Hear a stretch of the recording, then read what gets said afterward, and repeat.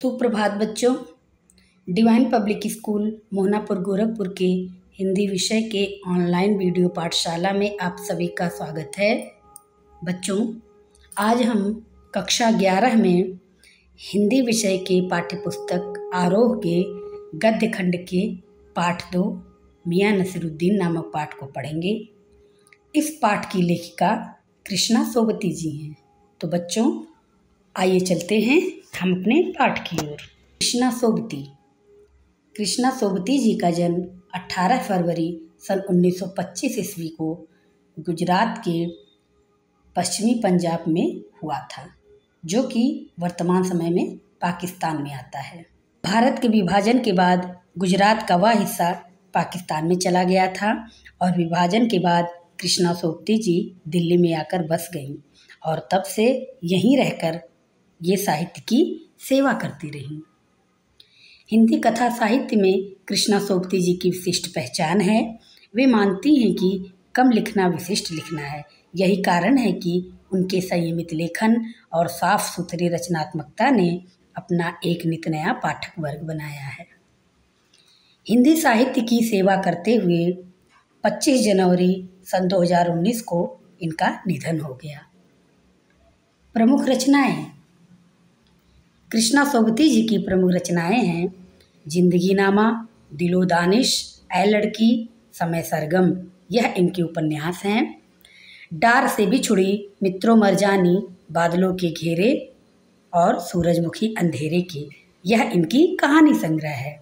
हम हशमत, शब्दों के आलोक में, यह इनके शब्द चित्र एवं संस्मरण हैं। साहित्यिक विशेषताएं एवं भाषा शैली। कृष्णा सोबती जी के कई उपन्यासों, लंबी कहानियों और संस्मरणों ने हिंदी के साहित्यिक संसार में अपनी दीर्घजीवी उपस्थिति सुनिश्चित की है। उन्होंने हिंदी साहित्य को कई ऐसे यादगार चरित्र दिए हैं जिन्हें अमर कहा जा सकता है, जैसे मित्रों, शाहनी, हशमत आदि। संस्मरण के क्षेत्र में हम हशमत शीर्षक से उनकी कृति का विशिष्ट स्थान है, जिसमें अपने ही एक दूसरे व्यक्तित्व के रूप में उन्होंने हशमत नामक चरित्र का सृजन कर एक अद्भुत प्रयोग का उदाहरण प्रस्तुत किया है। कृष्णा जी के भाषिक प्रयोग में भी विविधता है। उन्होंने हिंदी की कथा भाषा को एक विलक्षण ताजगी दी है। संस्कृत निष्ठ तत्समता, उर्दू का बागपन, पंजाबी की जिंदा दिली, ये सब एक साथ उनकी रचनाओं में मौजूद हैं। प्रमुख सम्मान। कृष्णा सोबती जी को साहित्य अकादमी सम्मान, हिंदी अकादमी का शलाका सम्मान, साहित्य अकादमी की 72 सदस्यता सहित अनेक राष्ट्रीय पुरस्कार प्रदान किए गए। 2017 में उन्हें साहित्य का सर्वोच्च सम्मान ज्ञानपीठ पुरस्कार प्रदान किया गया। कृष्णा सोबती जी के जीवन परिचय, उनकी प्रमुख रचनाएं, उनकी साहित्यिक विशेषताएं, भाषा शैली एवं प्रमुख सम्मान को जानने के पश्चात अब हम चलते हैं पाठ परिचय की ओर। कृष्णा सोबती जी द्वारा लिखित मियां नसीरुद्दीन शब्द चित्र हम हशमत नामक संग्रह से लिया गया है। खानदानी नानबाई मियां नसीरुद्दीन के व्यक्तित्व, रुचियों और स्वभाव का शब्द चित्र खींचा गया है। मियां नसीरुद्दीन अपने मसीहाई अंदाज से रोटी पकाने की कला और उसमें अपने खानदानी महारत को बताते हैं। वे ऐसे इंसान का भी प्रतिनिधित्व करते हैं जो अपने पेशे को कला का दर्जा देते हैं और करके सीखने को अपना असली हुनर बताते हैं। तो बच्चों, पाठ परिचय के पश्चात अब हम चलते हैं अपने पाठ मियां नसीरुद्दीन की ओर। साहबों, उस दिन अपन मटिया महल की तरफ से ना गुजर जाते तो राजनीति, साहित्य और कला के हजारों हजार मसीहों की धूम धड़क्के में नानबाइयों के मसीहा मियां नसीरुद्दीन को कैसे तो पहचानते और कैसे उठाते लुत्फ उनके मसीही अंदाज का। हुआ यह कि हम एक दोपहरी जामा मस्जिद के आड़े पड़े मटिया महल के गढ़ैया मोहल्ले की ओर निकल गए। एक निहायत मामूली अंधेरी सी दुकान पर पटापट आटे का ढेर सनते देख ठिठके। सोचा सेवइयों की तैयारी होगी, पर पूछने पर मालूम हुआ खानदानी नानबाई मियां नसीरुद्दीन की दुकान पर खड़े हैं। मियां मशहूर हैं 56 किस्म की रोटियां बनाने के लिए। हमने जो अंदर झाँका तो पाया मियां चारपाई पर बैठे बीड़ी का मजा ले रहे हैं। मौसमों की मार से पका चेहरा, आंखों में काइयाँ, भोलापन और पेशानी पर मंजे हुए कारीगर के तेवर। हमें गाहक समझ मियाँ ने नज़र उठाई। फरमाइए, झिझक से कहा, आपसे कुछ एक सवाल पूछने थे। आपको वक्त हो तो। मियाँ नसरुद्दीन ने पंचहजारी अंदाज से सिर हिलाया। निकाल लेंगे वक्त थोड़ा, पर यह तो कहिए आपको पूछना क्या है। फिर घूर कर देखा और जोड़ा, मियाँ कहीं अखबार नवीस तो नहीं हो? यह तो खोजियों की खुराफात है। हम तो अखबार बनाने वाले और अखबार पढ़ने वाले दोनों को ही निठल्ला समझते हैं। हाँ, कामकाजी आदमी को इससे क्या काम है। खैर, आपने यहाँ तक आने की तकलीफ़ उठाई ही है तो पूछिए, क्या पूछना चाहते हैं। पूछना यह था कि किस्म किस्म की रोटी पकाने का इल्म आपने कहाँ से हासिल किया। मियाँ नसरुद्दीन ने आंखों के कंचे हम पर फेर दिए, फिर तरेर कर बोले, क्या मतलब?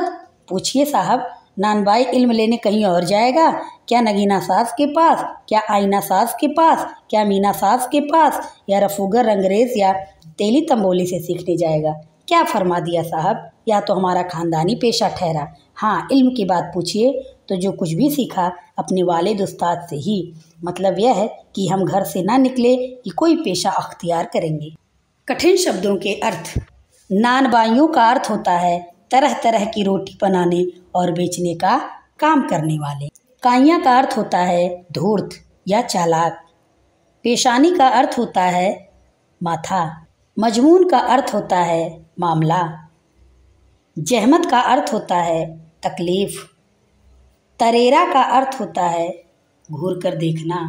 अखबार नवीस का अर्थ होता है पत्रकार। व्याख्यान।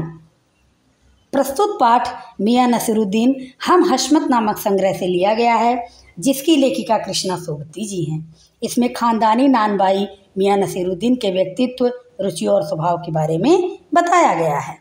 इसमें बताया गया है कि किस तरह मियाँ नसरुद्दीन को 56 तरह की रोटी पकाने की कला में महारत हासिल थी।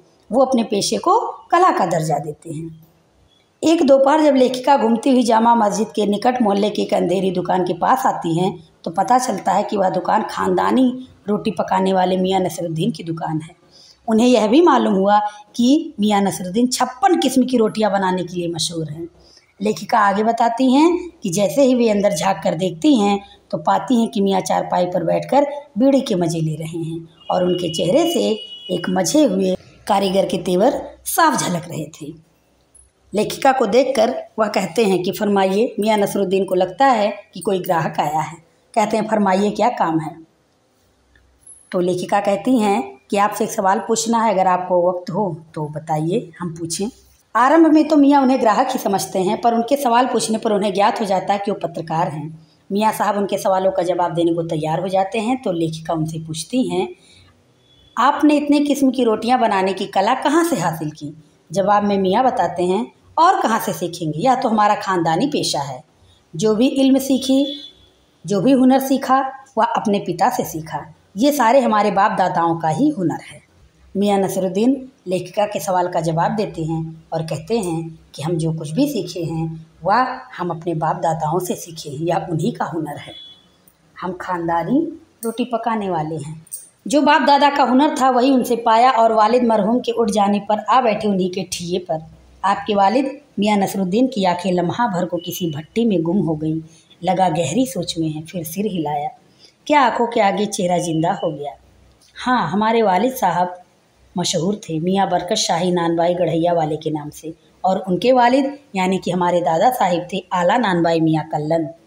आपको इन दोनों में से किसी किसी की भी कोई नसीहत याद हो? नसीहत काहे की मियाँ, काम करने से आता है, नसीहतों से नहीं। हाँ, बजा फरमाया है, पर या तो बताइए ही बताइए कि जब आप, हमने भट्टे की ओर इशारा किया, इस काम पर लगे तो वालिद साहिब ने सीख के तौर पर कुछ तो कहा होगा। नसरुद्दीन साहिब ने जल्दी जल्दी 2-3 कश खींचे, फिर गला साफ किया और बड़े अंदाज से बोले, अगर आपको कुछ कहलवाना ही है तो बताए देते हैं। आप जानो, जब बच्चा उस्ताद के यहाँ पढ़ने बैठता है तो उस्ताद कहता है कह अलिफ, बच्चा कहता है अलिफ। कह बे, बच्चा कहता है बे। कह जीम, बच्चा कहता है जीम। इस बीच उस्ताद जोर का एक हाथ सिर पर धरता है और शागिर्द चुपचाप परवान करता है। समझे साहिब, एक तो पढ़ाई ऐसी और दूसरी। बात बीच में छोड़ सामने से गुजरते मीर साहब को आवाज़ दे डाली, कहो भाई मीर साहिब, सुबह ना आना हुआ? पर क्यों? मरहूम का अर्थ होता है जिसकी मृत्यु हो चुकी है। नसीहत का अर्थ होता है सीख या शिक्षा। व्याख्यान। लेखिका के सवाल पर मियाँ अपने बाप और दादा का नाम बताते हैं जिससे वे मशहूर हुआ करते थे। आगे लेखिका पूछती हैं, आपको इन दोनों में से किसी का नसीहत याद हो तो बताइए। मियाँ साहब समझाते समझाते उनसे ही सवाल करने लग जाया करते हैं, पर उनके सवाल तो लेखिका की समझ से परे ही होते हैं। फिर मियाँ साहब उन्हें अपने लफ्ज़ों में उदाहरण देते हुए समझाने लगते हैं। लेखिका फिर सवाल करती हैं, यहाँ और भी नानबाई हैं? तो मियाँ जवाब देते हैं। मीर साहिब ने सिर हिलाया। मियाँ अभी लौट के आते हैं तो बतावेंगे। आप दूसरी पढ़ाई की बाबत कुछ कह रहे थे ना? इस बार मियाँ नसरुद्दीन ने यूँ सिर हिलाया कि सुकरात हो। हाँ, एक दूसरी पढ़ाई भी होती है, सुनिए।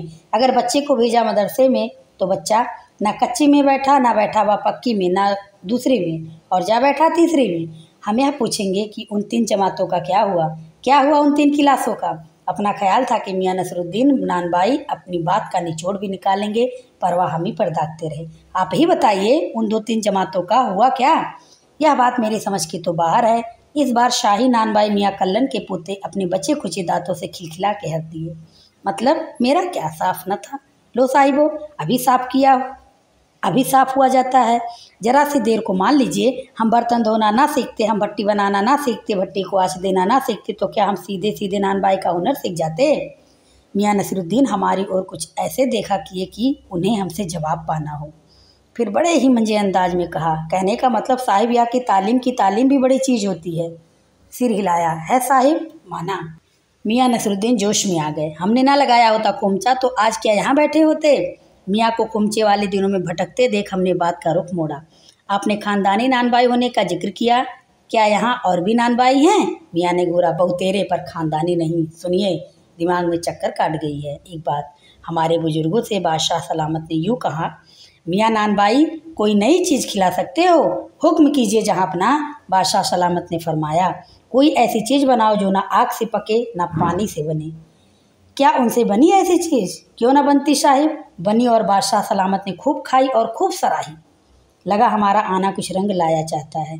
बेसब्री से पूछा, वह पकवान क्या था? कोई खास ही चीज़ होगी। मियाँ कुछ देर सोच में खोए रहे। सोचा पकवान पर रोशनी डालने को है कि नसरुद्दीन साहब बड़ी रुखाई से बोले, या हम ना बतावेंगे, बस आप इतना समझ लीजिए कि एक कहावत है ना कि खानदाई नानबाई कुएं में भी रोटी पका सकता है। कहावत जब भी गढ़ी गई हो हमारे बुजुर्गों के कर्तव्य पर ही पूरी उतरती है।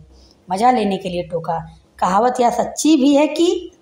मियाँ ने तरेरा, और क्या झूठी है? आप ही बताइए, रोटी पकाने में झूठ का क्या काम? झूठ से रोटी पकेगी? क्या पकती देखी है कभी? रोटी जनाब पकती है आँच से, समझे? सिर हिलाना पड़ा। ठीक फरमाते हैं। कठिन शब्दों के अर्थ। तालीम का अर्थ होता है शिक्षा, इल्म का अर्थ होता है ज्ञान, मोहलत का अर्थ होता है समय, लम्हा भर का अर्थ होता है क्षण भर। लेखिका आगे सवाल करती हैं कि यहाँ और भी नानबाई हैं? तो मियाँ जवाब देते हैं कि बहुत हैं, पर कोई खानदानी नहीं है। मियाँ अपने पूर्वजों के बारे में बताते हैं और कहते हैं कि उनके पूर्वजों से एक बार बादशाह ने फरमाया है, मियाँ नानबाई कुछ ऐसी चीज़ खिलाओ जो नाक से पके और ना ही पानी में। लेखिका उत्सुक होकर पूछती हैं, क्या बनी उनसे ऐसी चीज़? मियाँ बोलते हैं, क्यों ना बनती साहिब, बनी भी। बादशाह सलामत ने खूब खाई और खूब सराही भी। लेखिका उनसे आगे पूछती हैं कि किस बादशाह के यहाँ आपके पूर्वज काम करते थे? तो मियाँ गोलमोल जवाब दे देते हैं। लेखिका उनसे उनके बच्चों के बारे में पूछती हैं। इसी बीच मियाँ ने किसी और को पुकार लिया, मियाँ रहमत, इस वक्त किधर को? अरे वाह लौंडिया ना आई रुमाली लेने, शाम को मंगवा लीजो। मियाँ एक बात और आपको बताने की जहमत उठानी पड़ेगी। मियाँ ने एक और बीड़ी सुलगा ली थी तो कुछ फुर्ती पा गए। पूछिए। अरे बात ही तो पूछिएगा, जान तो ना ले लेवेंगे। उसमें भी अब क्या देर, 70 के हो चुके, फिर जैसे अपने से ही कहते हों। वालिद मरहूम तो पूछ किए 80 पर, क्या मालूम हमें इतनी मोहलत मिले न मिले। इस मजमून पर हमसे कुछ कहते न बन आया तो कहा, अभी यही जानना था कि आपके बुजुर्गों ने शाही बावर्ची खाने में तो काम किया ही होगा। मियाँ ने बेरुखी से टोका, वह बात तो पहले हो चुकी ना। हाँ तो चूँकि साहिब, पर जानना यह था कि दिल्ली के किस बादशाह के यहाँ आपके बुजुर्ग काम किया करते थे। अजी साहिब क्यों बाल की खाल निकालने पर तुले हो? कह दिया ना कि बादशाह के यहाँ काम करते थे, सो क्या काफ़ी नहीं? हम खिसियानी हंसी हंसे। है तो काफ़ी, पर जरा नाम लेते तो उस वक्त से मिला लेते। वक्त से मिला लेते खूब, पर किससे मिलाते जनाब आप वक्त से? मियाँ हंसे जैसे हमारी खिल्ली उड़ाते हो। वक्त से वक्त को किसी ने मिलाया है आज तक? खैर पूछिए, किसका नाम जानना चाहते हैं? दिल्ली के बादशाह का ही ना, उनका नाम कौन नहीं जानता। जहाँ अपना बादशाह सलामत ही ना, कौन से बहादुर शाह जफर की, मियाँ ने खींच कर कहा। फिर अलट पलट के वही बात, लिख लीजिए बस यही नाम। आप कौन बादशाह के नाम चिट्ठी रुका भेजना है कि डाक खाने वाले के लिए सही नाम पता ही जरूरी है। हमें बिटर बिटर अपनी तरफ देखते पाया तो सिर हिलाकर अपने कारीगर से बोली, अरे ओ बब्बन मियाँ, भट्टी सुलगा दो तो काम से निपटे। या बब्बन मियाँ कौन है साहिब? मियाँ ने रुखाई से जैसे फाक ही काट दी हो। अपने कारीगर और कौन होंगे? मन में आया पूछ ले आपके बेटे बेटियां हैं। पर मियाँ नसरुद्दीन के चेहरे पर किसी दबे हुए अंधड़ के आसार देख यह मजमून न छेड़ने का फैसला किया। इतना ही कहा, ये कारीगर लोग आपकी शागिर्दी करते हैं? खाली शागिर्दी ही नहीं साहिब, गिन के मजूरी देता हूँ। 2 रुपये मन आटे की मजूरी, 4 रुपये मन मैदे की मजूरी। हाँ, ज़्यादातर भट्टी पर कौन सी रोटियां पका करती हैं? मियाँ को अब तक इस मजमून में कोई दिलचस्पी बाकी न रही थी, फिर भी हमसे छुटकारा पाने को बोली। बाकर खानी, शीरमाल, ताफ्तान, बेसिनी, खमीरी, रुमाली, गाव, दीदा, गाजेबान, तुनकी। फिर तेवर चढ़ा हमें घूर कर कहा, तुनकी पापड़ से ज़्यादा महीन होती है, महीन। हाँ, किसी दिन खिलाएंगे आपको।